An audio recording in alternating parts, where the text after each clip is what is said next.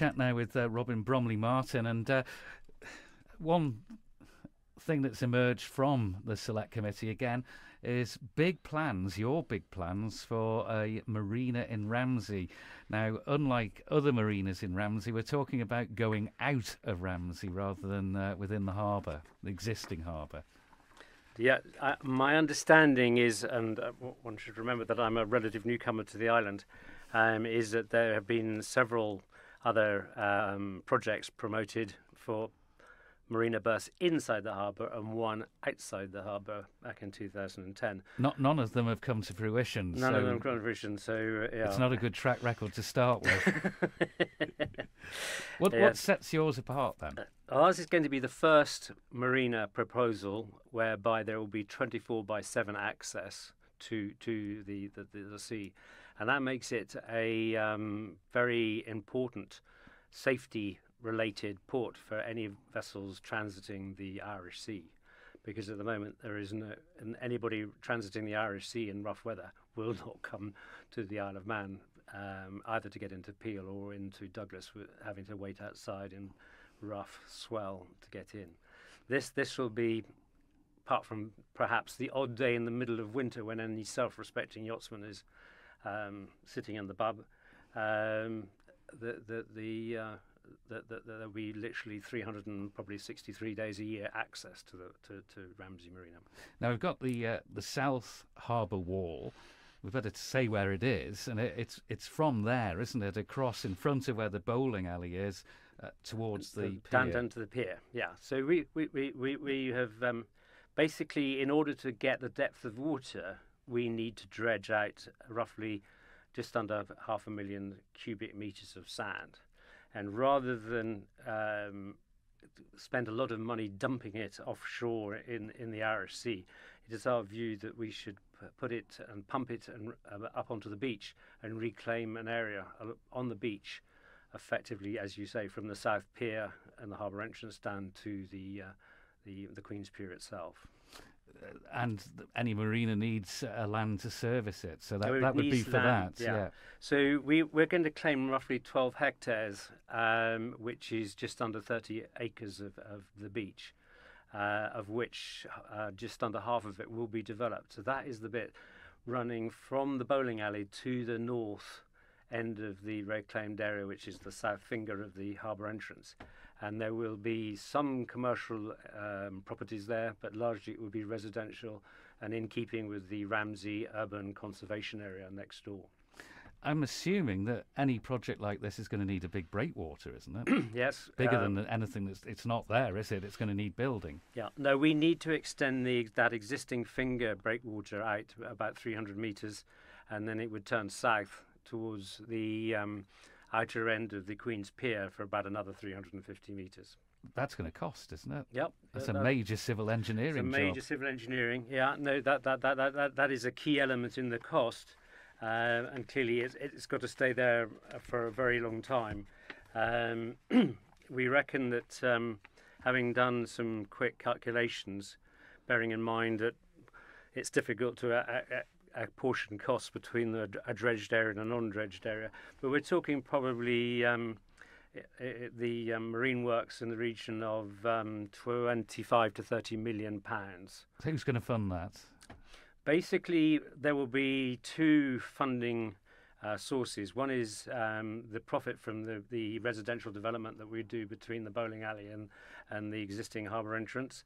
And the balance of around 40 million would come from the private sector, and we have various plans afoot to look at the private sector, be it from infrastructure funds through to actually the yacht owners being able to buy forward their berths in the marina. How much government involvement would be required for this? None at all. Simple as, yeah? Simple as. Just to give you planning permission. Yeah, all we need is the, effectively we're asking the government for a 2 years exclusivity in which to get planning permission and put the funding together and everything else. But we believe, yes, that this could be funded in the private sector quite easily. And what sort of time frame have you got on this? Say you got within that 2 year period the planning permission, how long would it take to construct this big breakwater and the pier itself? Well, given the weather we have up here in this part of the world, and clearly we have a fairly short construction window. So we are hoping that we can start work in 2020, April, May 2020, and have the bulk of the breakwater in place by the autumn. And then that means we could then work protected through the winter in behind. So we would hope to get the first pontoons, the first boats into the marina for the summer season of 2021. And who would it be appealing to, the marina at Ramsey? You've mentioned it's going to be 24 hours, 7 days a week. That opens it up, doesn't it, to a lot more business and potentially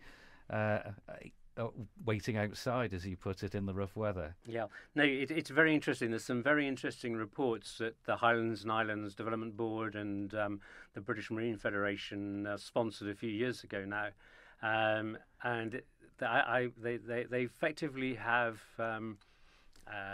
broken down, segmented the market for visiting yachtsmen into three. There's the sale from yachties, there's the sale to yachties, and there's the sale past yachties. The sale from yachties are the people who moor their boats there permanently, and we believe that we can attract, given them that people can have waterfront properties, quite a lot of people from across to come and keep their boats here permanently.